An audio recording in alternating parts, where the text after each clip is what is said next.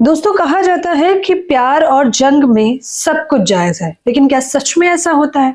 क्या इश्क में आप अपनी निजी बातचीत, निजी तस्वीरें भी साझा कर सकते हैं जब जब आपकी लड़ाई हो जाए या फिर आपका रिश्ता खत्म हो जाए?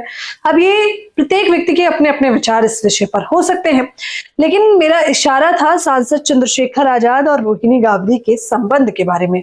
अब रोहिणी गावरी अभी तक तो केवल तस्वीरें, फोटो, वीडियो साझा कर रही थी, लेकिन अब उन्होंने अपनी निजी बातचीत में सुप्रीमो मायावती को भी ले लिया है। उन्होंने किस प्रकार से बताया है कि सांसद चंद्रशेखर आजाद जो बार बार लगातार ये बताने का प्रयास करते हैं समाज में कि बहुजन राजनीति को वो आगे बढ़ा रहे हैं, मूवमेंट पर काम कर रहे हैं, वही सांसद चंद्रशेखर आजाद सुप्रीमो मायावती पर गंभीर आरोप लगाते हैं, उन पर लांछन लगाते हैं, उनके चरित्र पर जो है चिंता नहीं प्रकट करते, बल्कि उनका चरित्र हनन करते हैं।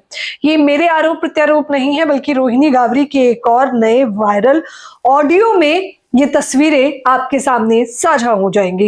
दरअसल रोहिणी ने एक ऑडियो साझा किया है। इस ऑडियो में एक तरफ सांसद चंद्रशेखर आजाद की आवाज सुनाई दे रही है, तो दूसरी तरफ रोहिणी गावरी की। इस पूरी बातचीत के दौरान सांसद चंद्रशेखर आजाद को कहते देखा जा रहा है या सुना जा रहा है कि किस प्रकार से वो बीएसपी में बहुजन समाज पार्टी में आकाश आनंद का पद यानी कि नेशनल कोऑर्डिनेटर पद की मांग कर रहे हैं। वो शुरुआत में कहते हैं वो मायावती से मिलना चाहते हैं, जिस पर रोहिणी गावरी कहती है कि मैं तुम्हें मिलवा दूंगी और तुम्हारे साथ जो कुछ पर्सनल लेवल पर हुआ है तुम उसे भूल जाओ। लेकिन आगे जो कहते हैं सांसद चंद्रशेखर आजाद, जिसे सुनकर बहुजन समाज पार्टी के नेताओं का, कार्यकर्ताओं का खून उबल रहा है। दरअसल वो सुप्रीमो मायावती और मान्यवर काशीराम के रिश्ते पर भी सवाल खड़ा करते हैं।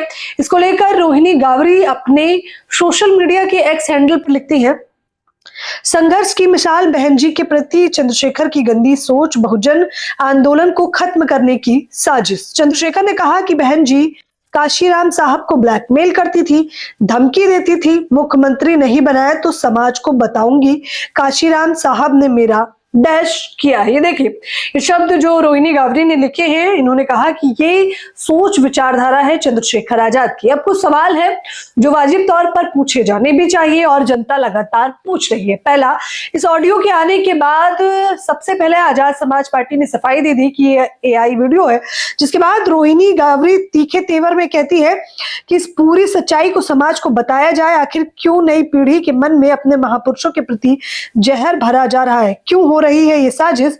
पूरी जानकारी के लिए उन्होंने शाम 7 बजे लाइव भी किया। वो कहती है, नोट, एआई प्रूफ करने वाले को 1 करोड़ रुपए का इनाम, इसकी सत्यता की जांच कर संतुष्ट हो जाए कि पूरी ऑडियो ओरिजिनल है। वो आगे एक और प्रूफ देती है कि ये ऑडियो जो उन्होंने साझा किया है, जिसमें सांसद चंद्रशेखर आजाद और रोहिणी की बातचीत सुनाई दे रही है, इस ऑडियो में वो बताती है कि किस प्रकार से ये एआई जनरेटेड नहीं है, बल्कि 100% ओरिजिनल है। ये रोहिणी गावरी है जो एक के बाद एक लगातार आरोप लगा रही है। अब देखना होगा कि इसको लेकर बीएसपी बहुजन समाज पार्टी के लोग क्या केवल सोशल मीडिया पर ही वाद विवाद करते रहेंगे, सच में सुप्रीमो मायावती के लिए स्टैंड लेंगे? दूसरा सवाल, क्या जो रोहिणी गावरी आरोप लगा रही हैं उनमें सत्यता भी है, या फिर वो इस पूरे मसले को यानी कि पर्सनल लाइफ को वो राजनीति में लाना चाहती हैं और इसी प्रकार से वो राजनीति करना चाहती हैं? और तीसरा, आखिरकार अब तक सांसद चंद्रशेखर आजाद इतने मौन क्यों हैं? अगर शुरुआत में ही उन्होंने जवाब दिया होता तो शायद बात यहाँ तक नहीं बढ़ती। इसके बाद भी रोहिणी गावरी अभी तक कह रही है कि वो आगे तो एक एक करके और प्रूफ साझा करने वाली है। सोचिए जरा कि क्या कुछ होने वाला है। ये मूवमेंट की शुरुआत जब हुई थी चंद्रशेखर आजाद की, तो इसमें कोई दो राय नहीं है कि बसपा का वोट बैंक एएसपी की ओर चल रहा है।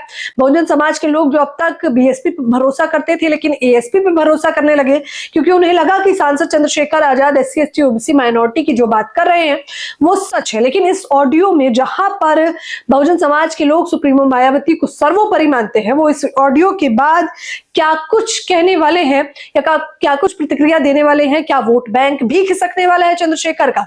सीधे तौर पर इस बारे में हम चाहेंगे कि आप लोग मुझे अपनी प्रतिक्रिया जरूर दें।